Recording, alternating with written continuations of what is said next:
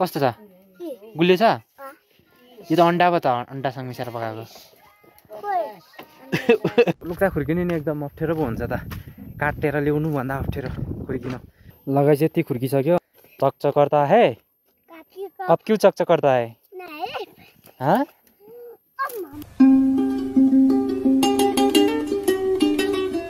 Hey guys good morning and welcome back my another daily blog तपाईँलाई मेरो अर्को एउटा डेली ब्लगमा फेरि पनि स्वागत छ। सो आज पनि तपाईँहरूमा सधैँ चाहिँ डेली ब्लग लिएर आइसकेको छु र आज चाहिँ म जाँदैछु लोक्ता काट्नको लागि। यो लोक्ता तास्ने सिजन चाहिँ होइन, लोक्ता खुर्किने सिजन चाहिँ होइन, तर अब कामहरू खासै छैन नि त यो बेलामा। अब पानी सानी पनि परेको छैन, कामहरू खासै नहुने सिजन हो। अब अलिपछि वैशाख पछिदेखि चाहिँ अलिकति काम धेरै हुँदै जान्छ। त्यही भएर अहिले यो सिजनमा चाहिँ खासै काम नभएको कारण अब पारिपट्टिको बारीमा चाहिँ होइन, जुन हाम्रो पारिपट्टिको बारीमा चाहिँ लुक्ताहरू छ।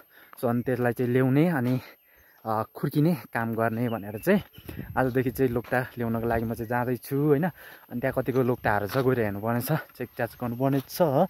यतिखेर खुर्केको लुक्ता चाहिँ त्यति मजाले तासिँदैन क्या, अनि त्यही भएर मैले चाहिँ नगर्नु भनेको। अब गर्ने भन्छ त के गर्नु होइन। अनि अब खासै कामहरू पनि छैन नि त, त्यही भएर अब खुर्किने यो उत्तिसकारी उदिर जति पनि लोक्ता देखिरहेको छ होइन, चाहिँ यिनीहरूमध्ये ठुल्ठुलो लोक्ता चाहिँ लानुपर्नेछ। लोक्ता भनेको चाहिँ यस्तै हुन्छ, यहाँनिर देख्न सक्नुहुन्छ यो लोक्ता भनेको चाहिँ। अनि यसको जुन यो फुल छ होइन, यस फुलको यो यसको धुलो यस्तो के अरे धुलो निस्किन्छ क्या, धुलो जस्तै एउटा पाउडर जस्तै निस्किन्छ।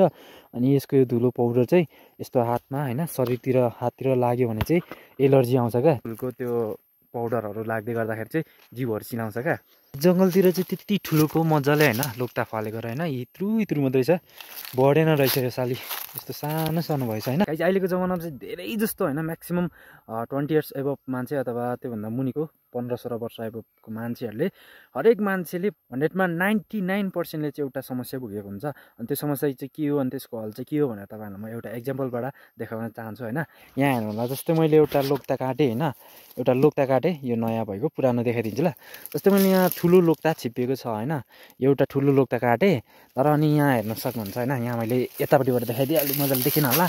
यो ठुलो लोक्ता काटेँ, यो ठुलो लोक्ता काट्दै गर्दाखेरि के भयो भने अब सानो लोक्ताहरू यो ठुलो मासिँदै गर्दाखेरि सानो लोक्ताहरू हेर्नु त एउटा लोक्ता मासेको होइन, तर एउटा दुईवटा त्यही हाँगाबाट एउटा दुईवटा तिनवटा चारवटा हो त्यसरी कतिवटा होइन, एउटै जुन हाँगाबाट चाहिँ 3-4वटा लोक्ता चाहिँ फैलिएर आएको छ भनेपछि यसको मतलब के हो भने मान्छेहरू कुनै चाहिँ आफ्नो लाइफबाट कुनै चिज गुमेर जाँदै गर्दाखेरि चाहिँ के गर्छन् भने आफूबाट टाढा हुँदै जाँदै गर्दाखेरि चाहिँ मेरो लाइफमा केही छैन, सक्यो, अब चाहिँ म गएँ खेरो लाइफमा अब होइन, यो बाहेक मेरो कुनै उपाय छैन भनेर कति मान्छेहरू डिप्रेसनमा जान्छन्, कति मान्छेहरू आत्महत्या गरेर मर्छन् होइन। यस्तै कारणले कुनै चिज आफूलाई प्यारो लागेको चिज होइन गुम्दै गर्दाखेरि मर्छन् जस्तै होइन।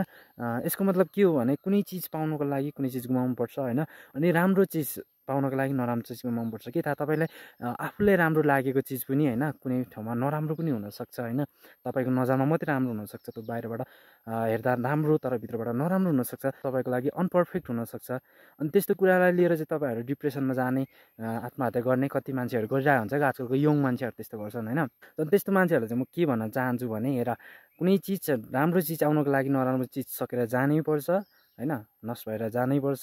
त्यही भएर कुनै चिज छ आफूलाई प्यारो लागेको चिज कुनै चिज छुटेर जाँदै गर्दाखेरि नआत्तिनुहोस्, नडराउनुहोस्, धैर्य गर्न सिक्नुहोस्, आफ्नो काममा मेहनत गर्नुहोस् लगनशीलतापूर्वक होइन। सही समय आएपछि सबै राम्रो हुन्छ, तपाईँले चाहेको जस्तै राम्रै चिज पनि पाउनुहुन्छ, राम्रै मान्छे पनि पाउनुहुन्छ, राम्रो सक्सेस पनि पाउनुहुन्छ। र सबैभन्दा ठुलो कुरा धैर्यता र होइन आफूमा मेहनत र लगनशीलतापूर्वक काम चाहिँ गरिबस्नुपर्छ होइन। भाले कस्तो ध्यान दिएर भात खाने बेला भइसक्यो, मोबाइल हेर्दै बसिरहेको छ बुझ्दैन। बहिनी ओ बहिनी, बहिनी भन, हजुर भन, हजुर भन, खोइ हाम्रो गोलुले हजुर भनेको। भात खाने टाइम भइरहेछ भने अहिले चाहिँ, अनि भात खानु छोडेर मान्छे यता आइछ। लुइन भात खानु माम खानु, अब को यिनीहरूको एउटा मात्रै जुत्ता लाएर माम खानु नगएर होइन होइन।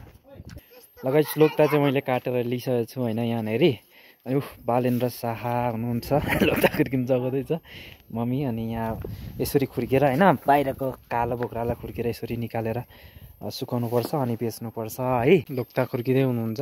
अनि म चाहिँ अब डोको बोकेर लागेँ होइन। अनि अब त्यही भारी मात्रै लिएको बिहान होइन, अब अलिक टाइम लाग्दो रहेछ क्या, काटेर यताउति गर्नु टाइम लाग्दो रहेछ। अनि एक भारी मात्रै लिएको थिएँ। अनि म चाहिँ फेरि अर्को भारी ल्याउनको लागि, काटेर ल्याउनको लागि जाँदैछु। अनि मम्मीहरू भाउजूहरू सबैजना खुर्किने, म चाहिँ अब काट्दै ओसारिदिने घरमा। लुक्दा खुर्किने नि एकदम अप्ठ्यारो पो हुन्छ त, काटेर ल्याउनु भन्दा अप्ठ्यारो खुर्किनु। सबै हातहरू बिग्रिन्छ रङ्गेर होइन, यस्तो रङहरू लाग्छ क्या हातमा, मतलब त्यो लुक्दाको कलरहरू लाग्छ। अनि लुगाउदी टाल्यो भने लुगाउदी पनि लाग्छ होइन। भरे अब त्यो खुर्किने मान्छेहरूको हालत देखाइदिन्छु म लास्टमा, खुर्किसकेपछि कस्तो हालत हुन्छ। लुक्दा खुर्किने नै एकदम गाह्रो काम हो। बरु मजिटो हुन्छ होइन, मजिटो भन्ने पनि हुन्छ, त्यो पनि दबाईको लागि हो होइन, जडीबुटी नै हो। त्यो चाहिँ विशेष गरेर किनेर उता इन्डियातिर बेच्नु लान्छ। अनि त्यो चाहिँ उक्लिनु ओर्नु चाहिँ एकदम सजिलो हुन्छ यो हेरेर चाहिँ। तर त्यसले चाहिँ अलि हात काट्छ, हातहरू चकचक गर्दा है। अब क्यों चकचक करता है? हाँ रिदम लगाइस् थियो, छिटाइज न। एकदम थापिदिएको त यिनीहरूलाई त, पानी खेलाउने हिलो बनाउने ठाउँ पो भएछ है। उदाइन सबै हेर्दै हिलो गरेर के गरेको हिलो। गाइस यहाँ चाहिँ बालेनले के गर्दैछ गाइस भन्छ बाले। सघाउन आइसक्यो तीनजना लग्दा खुर्किने मान्छेहरूलाई, हातकाला त्यस्तो भइसक्यो। बहिनी के खाएको? यो कसको गमुट लगाइस् हौ, कालो न कालो तिम्रो हो? कहिले भन्यो र सुन्नलाई? दिनभरिमा खुर्किएको यति मात्रै भयो सुकेर। के दिनभरिमा 4-5 जनाले खुर्किएको। अनि अब चाहिँ खाजा खाने टाइम भयो क्या, अब चाहिँ खाजा खान जाँदैछु हामी चाहिँ। ल ल ल रोटी खाजा भाले खाजौ। कस्तो छ रोटी भाइ? कस्तो छ? गुलियो छ?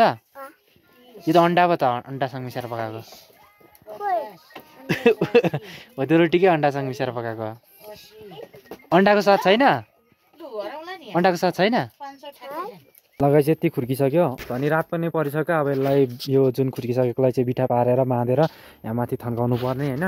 सो अनि आजको भ्लग पनि यति नै गाइस होइन। अब धेरै कामहरू गर्नु छ, भ्लग एडिट गर्नु पनि छ, अनि अरू काम पनि धेरै गर्नुपर्ने छ। सो त्यही भएर आजको लागि भ्लग यति नै।